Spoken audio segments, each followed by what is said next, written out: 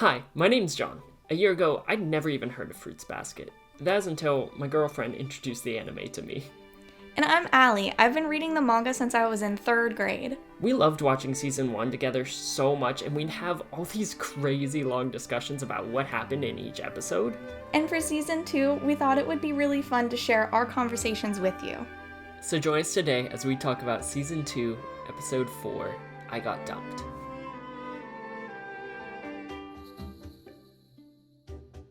So before we actually jump in with our recap and theories about this episode, we wanted to give a little bit of a disclaimer that we've actually watched up to episode 5 of the anime so far, and we're recording these retroactively. So it's going to be more of that theorizing and recap as opposed to more of a review. So with that out of the way, where are we starting? We're starting out with Rin in the hospital. We have now heard her name. She's the horse. And why do you think she's hurt? Why is she in the hospital? Okay, so we watched this episode together, and so you know my answer to this, because I exclaimed it. So, yeah. Whenever a female who gets involved with a male Zodiac member, whether the female is Zodiac or not, it doesn't seem to matter.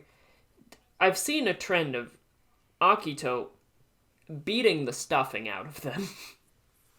Yeah. And so my theory is that somehow, we find out later on in the episode, we'll talk a little bit more about this later, but that Haru thought that their relationship was secret, that Akito didn't know about it. But I feel like Akito did know about it, because Akito, I feel like, knows everything that's happening with all of the Zodiac members in some way or another. And so I feel like Akito found out, beat the crap out of Rin, and that's why she's like, I don't even want to see you anymore. I don't want to be involved with you. And it's more of like a protective thing for Haru, so that Haru doesn't get hurt or catch the wrath of Akito, and probably kind of a protective thing for herself too, so she doesn't get it again. Good theory. Because, that has been a trend, huh? Because Kana got... Did Kana get attacked? I don't even remember. My memories of the first couple volumes are pretty bad. But, so Kana got not a great time with Akito. And then... Yeah. After that, Kisa got hit? Yeah, Kisa. Now, maybe Rin, hypothetically? Yeah. I don't think there's been another woman. Not to my knowledge. To play devil's advocate here, Kagura is obviously very interested in Kyo.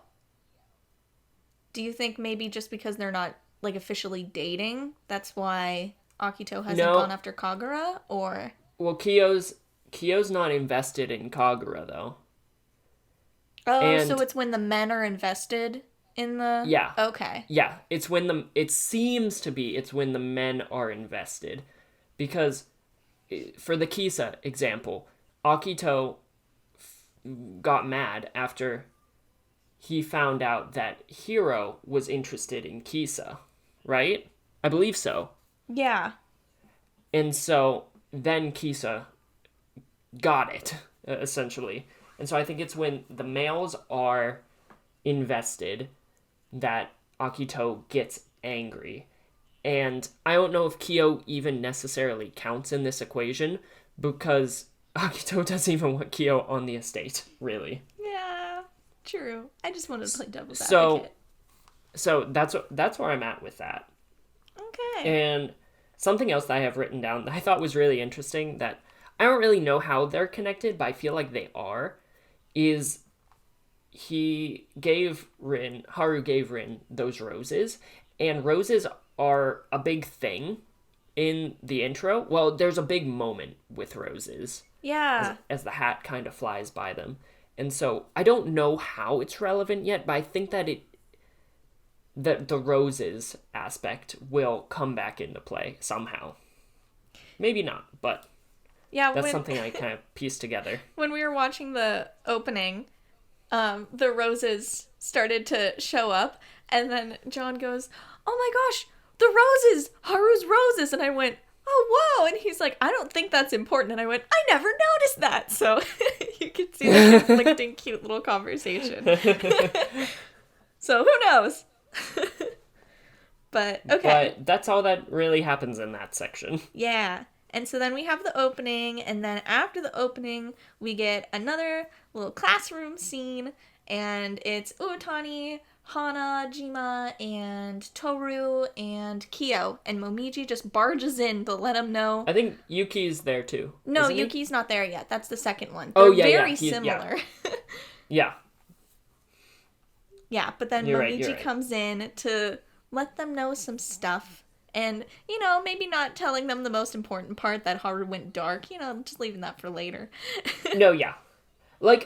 And the whole conversation before that is them talking about their school trip to Kyoto and Nara, which is, I feel like every time they talk about this school trip, it's so accurate to how high schoolers are actually talking about their school trip, because there are those kids who are actually interested in kind of plotting out, okay, like, what are we gonna do, like, where are we gonna go, like, that kind of stuff, like the logistical stuff. And then there are those who are like, oh yeah, we'll do things, and then Momiji just joins in the conversation and somehow forgets the tragedy that is happening above him.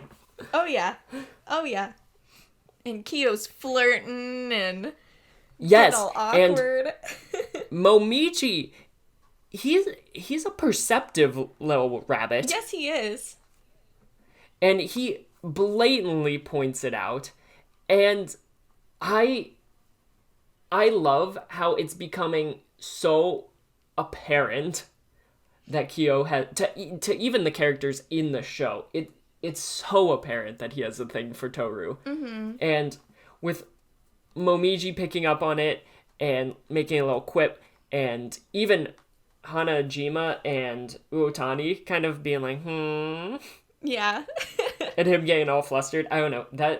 Those little moments make me happy. But then Momiji is like, "Oh yeah, by the way, Haru's literally breaking the school." Oh yeah, but before he says that, let me just throw in a little note. Before he mentioned Dark Haru, Yuki, who before was very intimidated by Kyo having so many friends and getting along with others, and he would stand on one side of the classroom door just watching in. Now he's opening the classroom door and he's like, "Yeah, I'll go join in on the conversation now." He's not intimidated by Kyo having a bunch of friends. He doesn't feel like he has to compete with him in that way anymore. He's going in to join in the conversation. So he's there, he's getting more confident, and then we learn about Dark Haru. Yes. And when we do go up and everyone frantically enters the classroom, which the teacher, I guess, is just chilling somewhere else, filling up a bucket of water, just relax, letting this all happen. Yeah. Oh, okay, so Mayu is I'm pretty sure that's her name. I always mess up her name. Don't hate me, manga readers.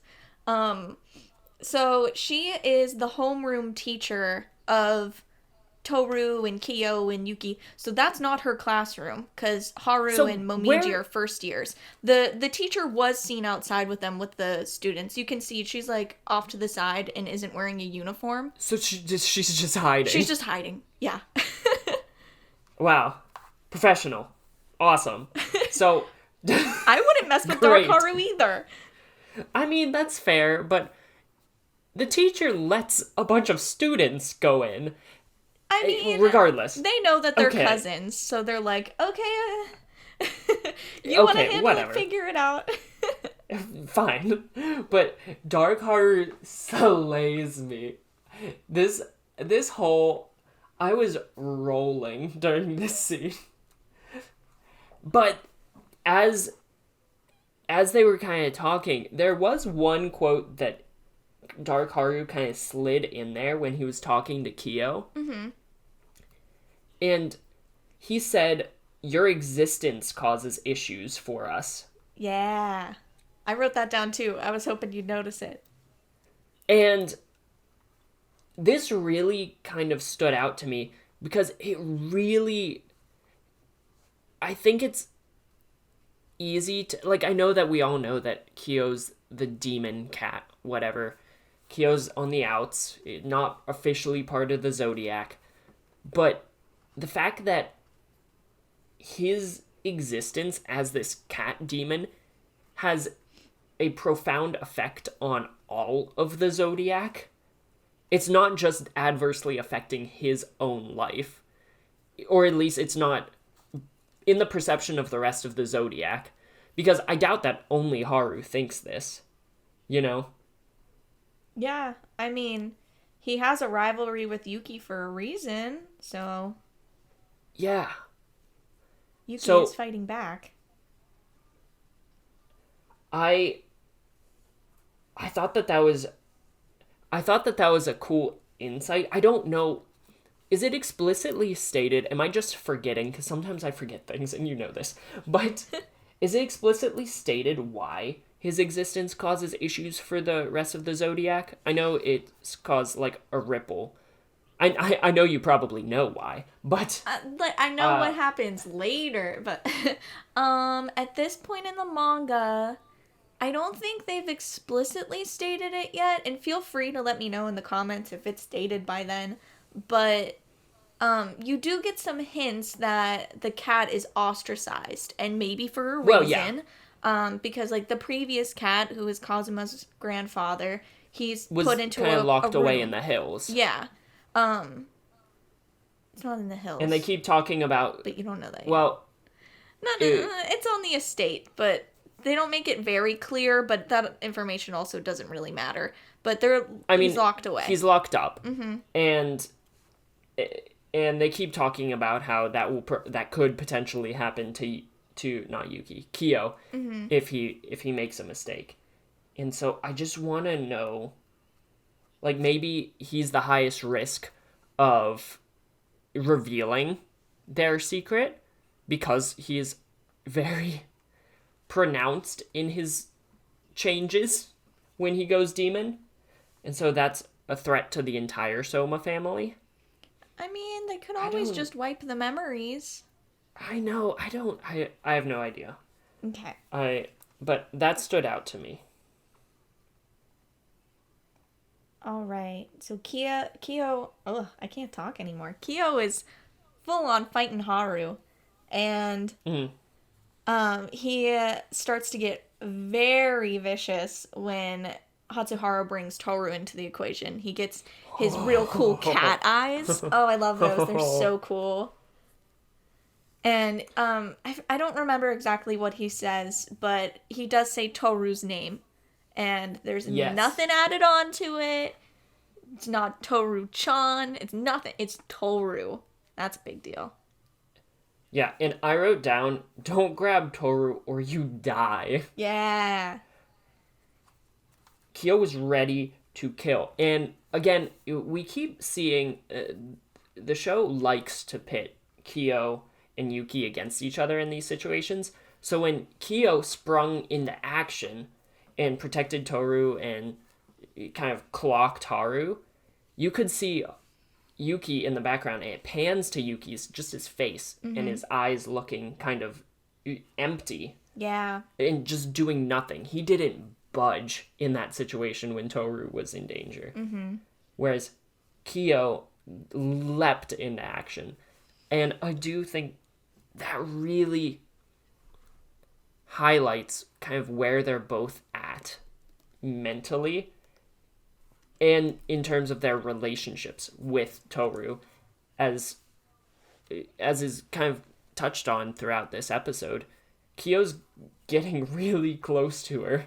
Yeah. And Yuki is keeping kind of a 6-foot distance between the two of them at all times, keeping that respectful kind of stance, and even though he has opened up so much for her and he cares a lot about her, it's clear to see throughout the show, but it is very much not wanting to get too close or not wanting to take that action, I guess. Yeah, I mean, they keep going back to, this is jumping ahead just like a little bit, but it has been mentioned several times. There's always a visual of a box, and Yuki will say, I've got to keep a lid on things. Mm. Got to keep that tight lid. So he isn't totally opened up yet. And he's also not getting himself into trouble by fighting Dark Haru, but, you know, Kyo's getting in there. They're roughing each other up, and they both get splashed with water from a bucket by Mayu, their homeroom teacher. Which, it was just wonderful. And he flips so fast. Right back to a space cadet. Yeah. He becomes so chill. Just immediately. He's just like, refreshing. Yeah. Oh my god. I So, love that. anyone who's been listening and keeping count, real quick, yeah, and then we'll loop back. Top 3 favorite characters. We know Yuki's number 1. Haru's number 2. Second favorite character. And Ayame is number 3. We talked about Ayame last episode. Yeah, last episode. Mm-hmm. And so those are my top 3 as of right now.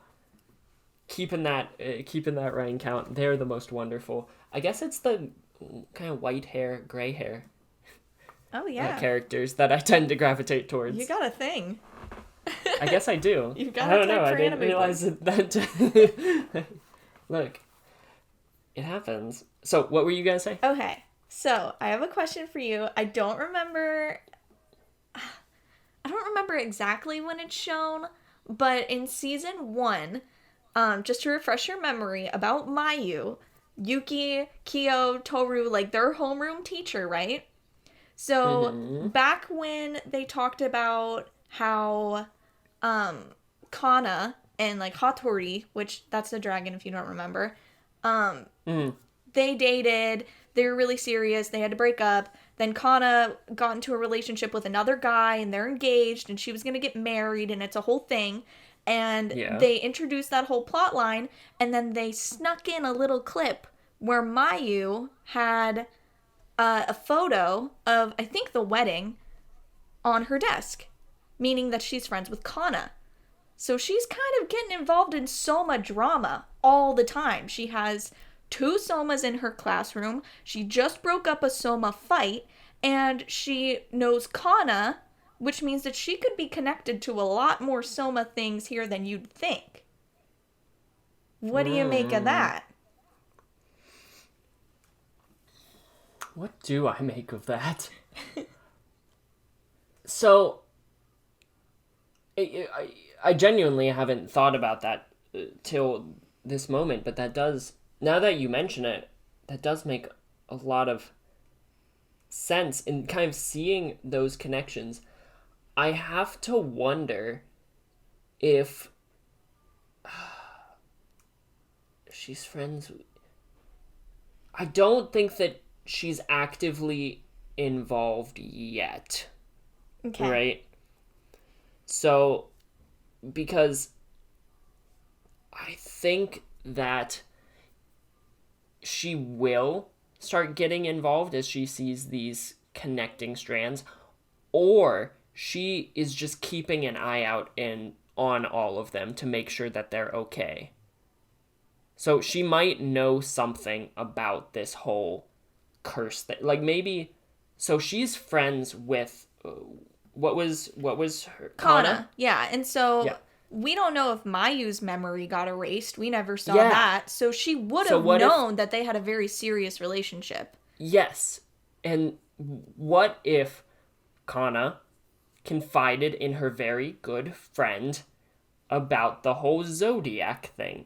Maybe she did, maybe she didn't.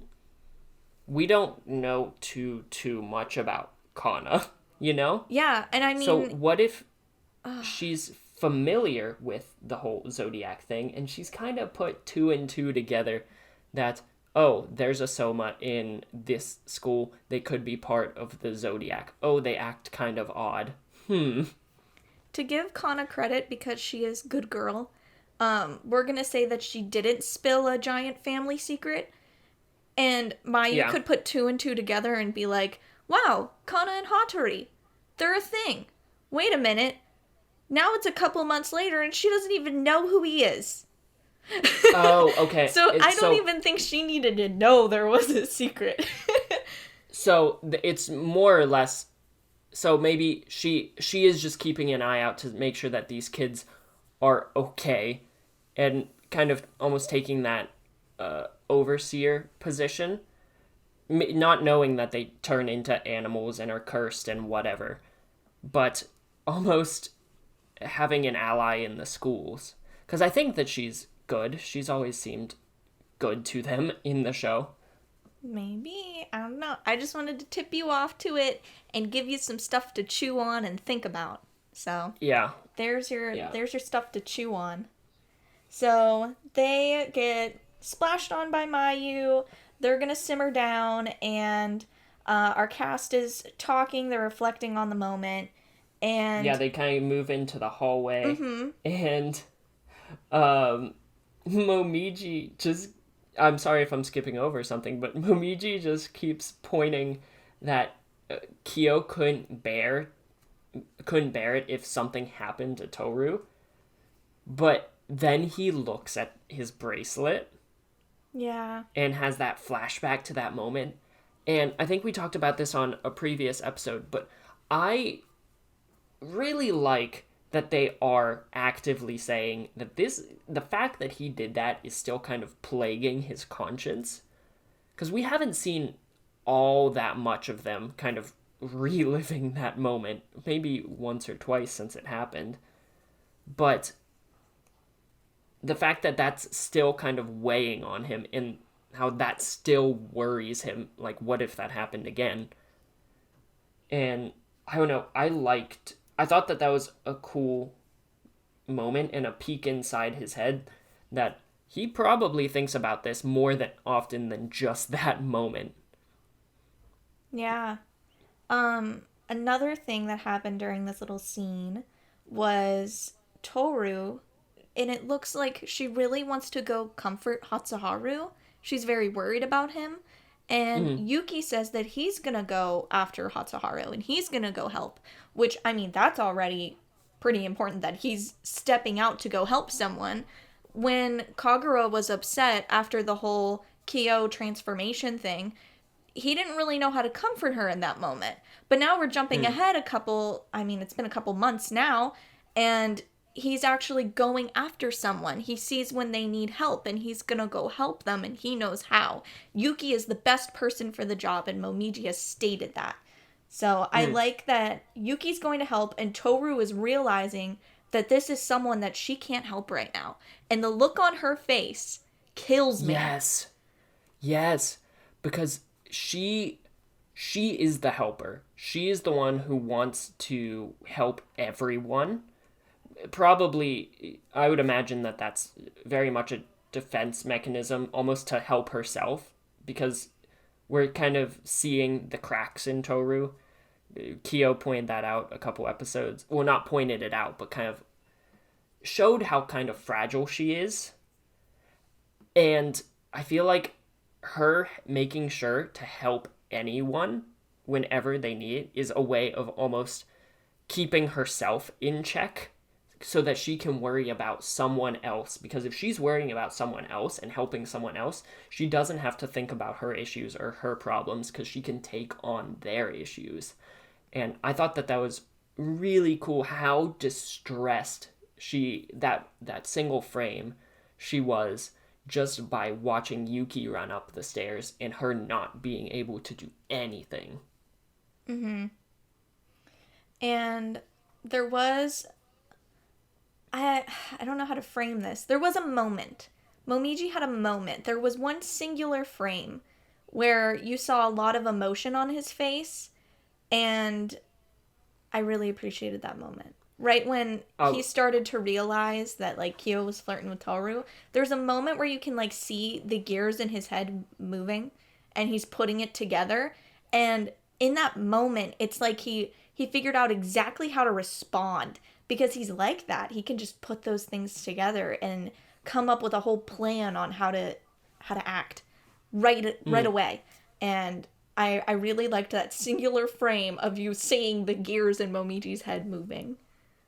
So I'll be honest, completely missed that. I think manga readers might have picked it out more, but yeah. Yeah. But it makes sense from everything that we've seen of the character. He's very intelligent and almost plays this. I want to say it's a character because I think he is genuinely joyful in a lot of these settings. Or just upbeat is maybe the better word. Maybe not joyful necessarily, but he's very upbeat and has a joyful face on. Yeah. And so I do think that kind of makes him a sleeper, where he's very socially apt, even though he might not seem it a lot of times. Yeah. Okay, so moving from that scene, Yuki's gonna go help Haru. He's in the room. Hatsuharu realizes that cleaning fairies do exist. Mystery. Yes. Yes. You love when he says mystery. I love when he says mystery. But this is kind of when they start talking about how you mentioned this a little bit earlier, how Yuki keeps a lid on his emotions, and that's how he describes it, and how he only kind of cares about himself in his words. And I loved the visual of this, kind of how he interprets his emotions as this just closed box at the bottom of a large body of water, just with bubbles coming out, almost like there's something in there that wants to get out, but it can't. Yeah. Or he feels like he perceives it as he can't. Okay. While they're talking, something that I have to call out here. Hatsuharu says that he thinks that Sensei might have caught on to them. Who is Sensei? Akito. No, because he said that they kept it a secret from Akito. So who is Sensei? It's not Akito. Sensei. You've seen Hatsuharu call Sensei by Sensei before. And it's okay if you don't get it, because honestly, who would? But I have no idea. The only other person I can think he would call Sensei is Shigure. okay, just because it's not a spoiler. Like, obviously he's been calling this person Sensei the entire time. I will confirm that he calls Shigure Sensei. Yeah, I think, yeah. Why yeah, not? I guess it wouldn't make sense for it to be Sensei to be Akito, but we do know that they've been trying to keep it from Akito. If Sensei was catching on, then Akito knows, because Shigure is totally in cahoots. Well, we know Shigure's in cahoots with Akito, and is Akito's little informant, because Shigure seems so innocent. He has his hand in literally everyone's life in terms of the Zodiac, like literally all of them, and he's the one who's keeping watch over the two most I don't want to say dangerous, but like influential, or no, the rat and the cat. He's the one that's keeping watch over the rat and the cat. They are big players. Yeah. Two really big players. And so it would make sense that he'd be the snitch about Haru and Rin, and that's why Akito was like, yo, Rin, let's chat, and then just beats her senseless. Okay. So this isn't a question that I want you to answer. This is more rhetorical. Yeah. Because you definitely don't have the answer right now.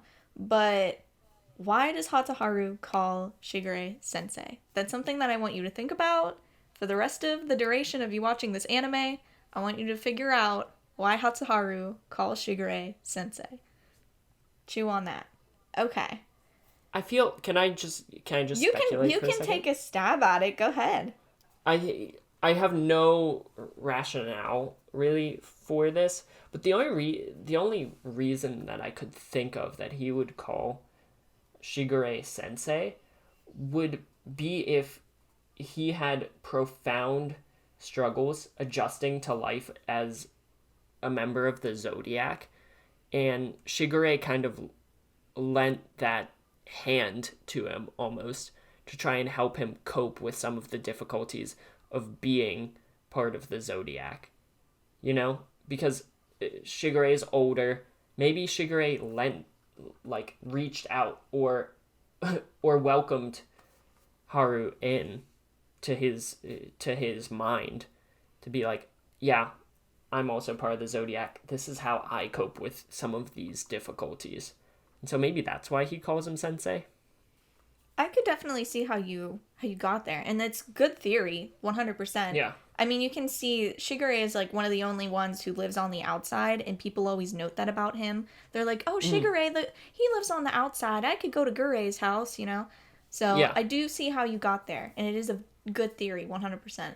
Yeah. Yeah, I don't think that's there has to be more to it than that. I don't think that's necessarily accurate, but that's all I can really kind of work out, you know? Yeah. Unless maybe Haru's an aspiring writer. I don't think so. I don't think so. Maybe. I mean, he could be. He seems like the creative type. Do you have anything else that you noted about Yuki and Hatsuharu talking? So, I liked that Haru pointed out that Yuki being selfish and only caring about himself just isn't true. Like, he straight up was like, dude, you're lying.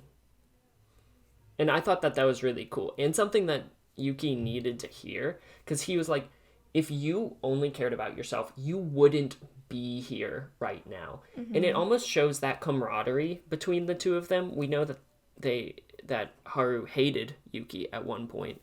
But it almost feels like it's the only real conversations that we see Yuki have are with Haru, besides with Toru, you know? Yeah, Hatsuharu did care about him a lot once they got over their differences about the Zodiac story, and he would fret over Yuki all the time, as we could see in Hatsuharu's introduction episode, where Yuki started to get sick, and Hatsuharu was like, oh, it's a bad one again, he's getting sick again, and he is watching over Yuki so diligently. So, yeah, they're definitely BFFs. Yeah. And so, we don't see a lot. I mean, we've seen a fair bit of them interacting, but we don't have a lot of these moments with Yuki having these almost, I would call it a heart-to-heart with another character besides with Toru. So seeing that, okay, he's kind of estranged from his family.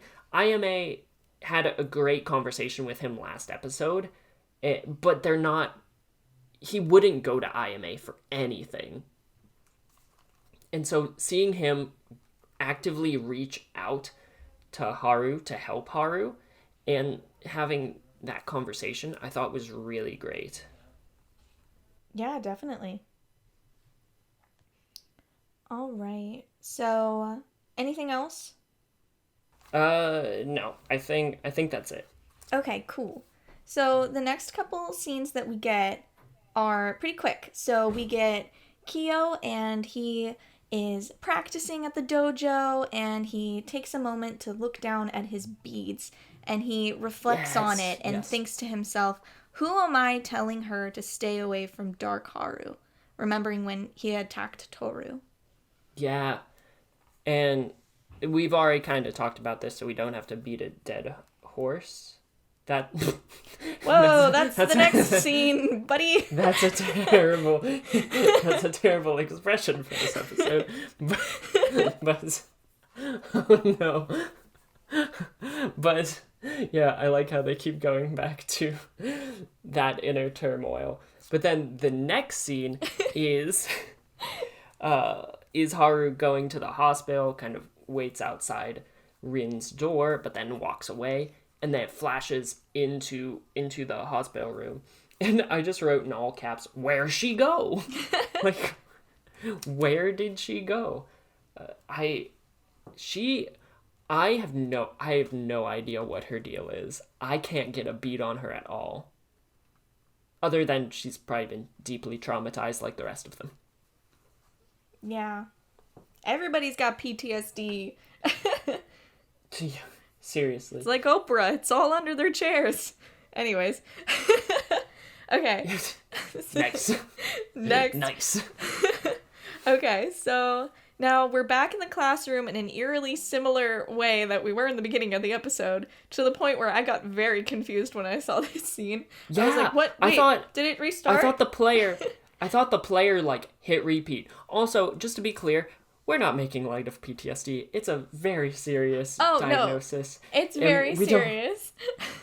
But we don't want anyone to think that we're making light of it in any way, shape, or form.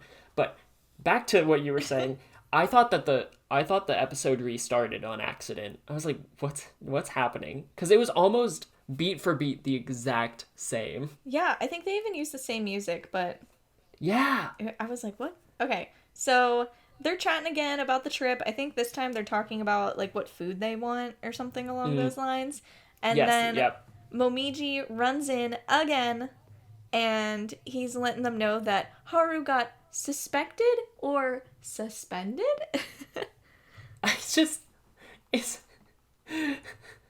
It made me so happy because I wish we'd heard the dubbed version. We listened to this. We watched this one subbed because obviously the dubbed at the time of recording this is not out yet. But I would have loved to hear this in the dub version's low German accent. I feel like it would have been so funny. But yeah, suspected instead of suspended. Mm-hmm.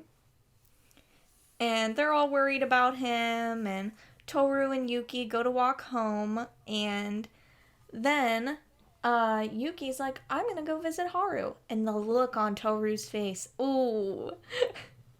And I like what prompted him to go see Haru, because they were just talking, and I feel like if the topic had not come up that Toru was worried about Haru, I'm not sure Yuki would have thought to go or would have been motivated to go.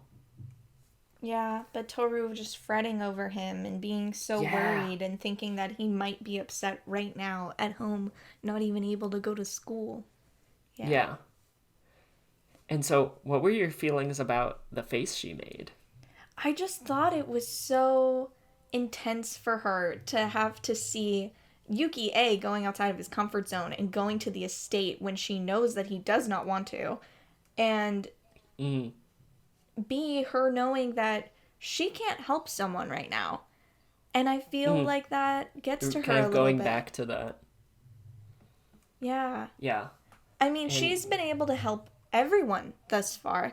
Kyo especially, because he was considered probably like the worst case, and him turning into that monster and her chasing after him is unlike anything that anyone has ever done.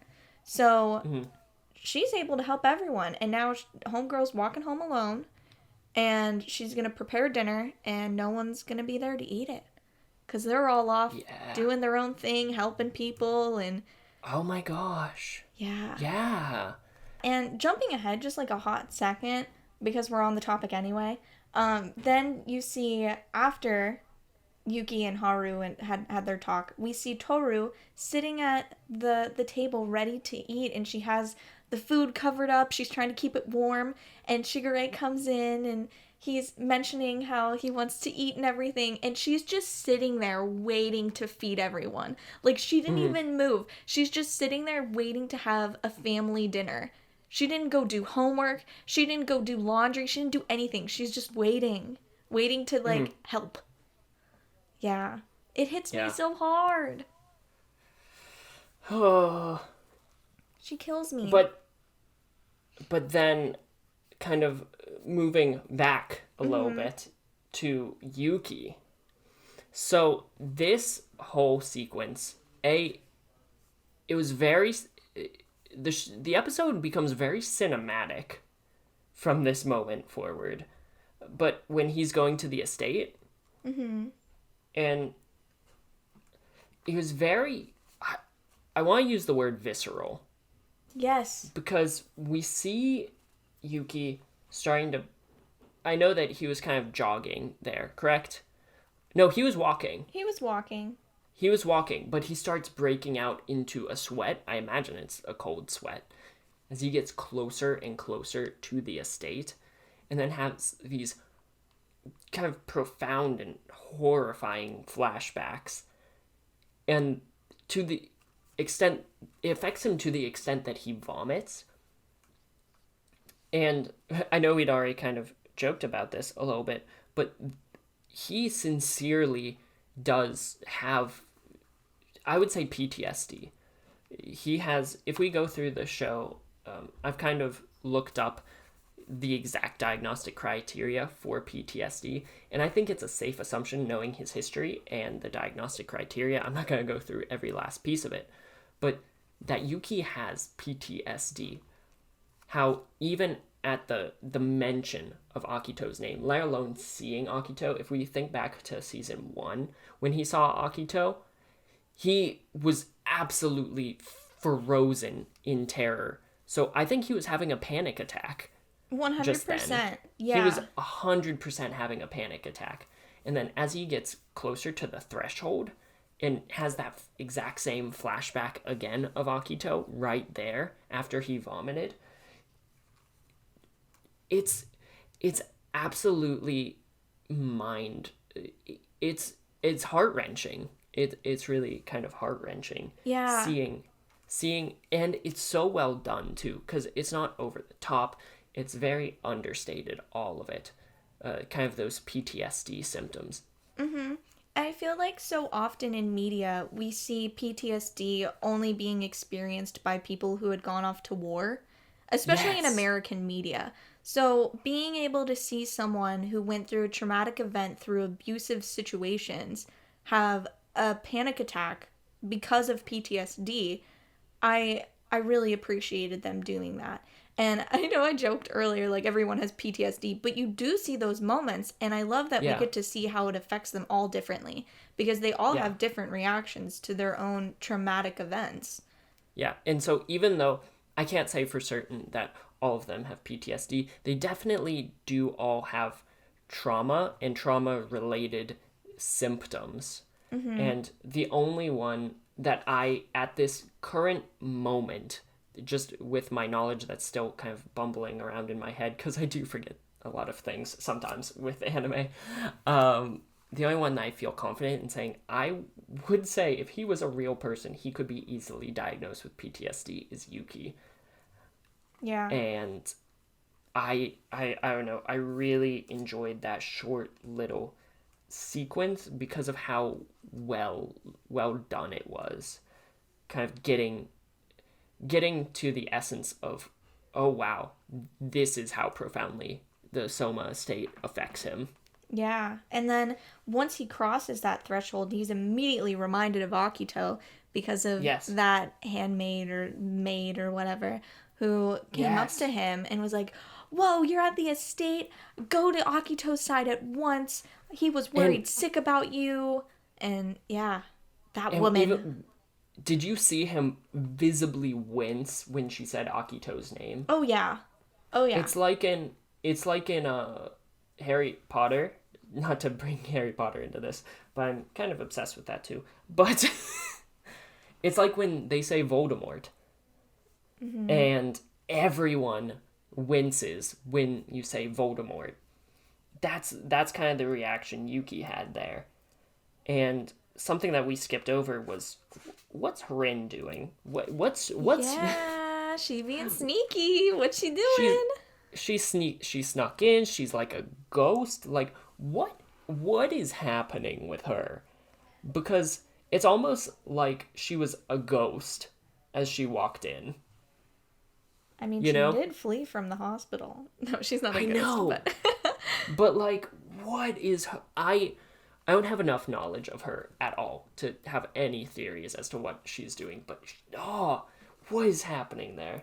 I mean, okay, so I'm not saying that your theory is correct. I'm literally just playing devil's advocate here based on what you had said earlier. So if Rin is at the estate and she might have had a traumatic event with Akito that landed her in the hospital, she enters the estate so confidently and you see her just walking around, not even giving a care. But Yuki's having a full-on panic attack, going to the same place from the same person that we know did traumatize Yuki. So that kind of yin and yang weirdness going on. Very interesting if your theory is believed to be true. I mean, it could be a front by her, that confidence, but I don't know. Yeah, just noted, she's very confident walking around that estate. Yes, very confident. Then we get to Haru's room and he's playing video games. It looks like a JRPG, and the characters are named after his friends, which I thought was really nice. Did you notice that? I did.